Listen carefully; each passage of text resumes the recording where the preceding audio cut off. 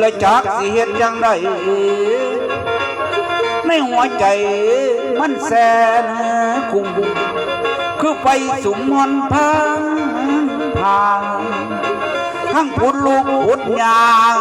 สูญเน็ดยังกะบ่ได้ปานไฟไม่ดอกกีเผา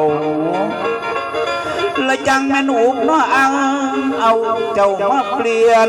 ขึ้นมาจากหักกันมาตั้งหลายปีอ้ายบ่มีนอกความเบาไม่ยืนเมาปันจิตก่อนตอนเขาโทรมาบอกข่าวว่าตำแหน่งแฟนสาวที่แต่งงานมืออื่นเศร้าพี่เมาเหล้ากะบ่ปานเว้าบอกบ่ได้งงปันไกลขึ้นตาตุ่มปานไปสุมอยู่ในสวงปวงกระเทินพ่อปานบางและยืนเลี้ยวหลังเลี้ยวหน้าเมาสุรากะบ่ทอปานค้อนถือเขางอนต่อเลี้ยวไปมาเมิด8 ด้านฟังชาวบ้านเบาใส่หูแล้วเขาว่าสู้บักอ้ายฮอดมืออื่นสิกินดอก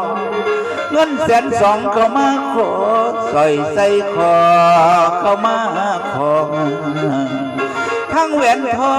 งมาสวมก่อยแหวนหัวพลอยเจ้าลืมจอยแล้วลืมพี่ลูกเท่าแก่ลงสีเขาสิมาแต่งเจ้าหอดงามเศร้าแห่ขบวนละมาเหลือใจบัดคิดพอน้องสินางในภาควันบ่เคยฝันบ่เคยคิดว่าสิเป็นโอ้ยนอกบ้านนี้แม่นอีหลีคือเขาเว้าเขาลือกันนั่นละแม่นพ่ออยากอุดดินแจนอายแสนหลายพวกพี่น้องเสี่ยวหน้าไปเสียงใสละฮอดมืออื่นเจ้าสิได้ชายาใหม่คือเมียเขาสำหรับเขาคืออกหักได้รับคืนคือความคำคิดเห็นนำคำเขาเอิ้นบัดเชิญขวัญน้องวอนและจนว่าหัวเขาอ่อนพอเสียญญาติพี่น้องทั้งสองข้างอังสมองและเขาสิยอมให้หอมแก้มพองสาวโคเจ้าเขาใส่อีกบ่โดนกระป้อนไข่เสร็จพิธีเรียบร้อยคนกินข้าวกันอิ่มน้ำเท่าแก่2 ปลายกำแขกเรือบนลากกลับงานเสียบจับพอดีแขกรับเชิญเพิ่นเมื่อบานพิธีการกระเซ็ดเสียงแซวพี่น้องเมืองตาวส่งเจ้าบ่าวเข้าสู่ห้องพวกชาวบ้านเพิ่นกับมือ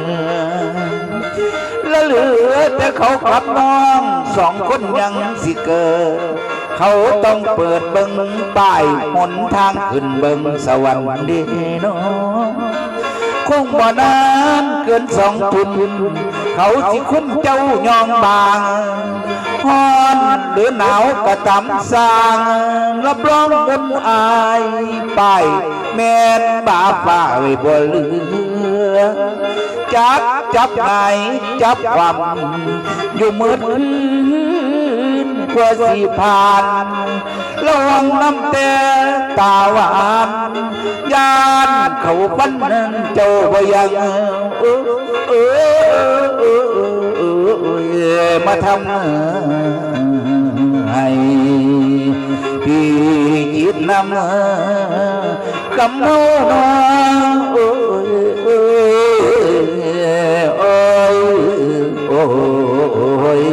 เสียดายดีซื้อก่อนนี่ซื้อก่อนว่า มือแรงน้องสิยองบางเด้อพี่น้อง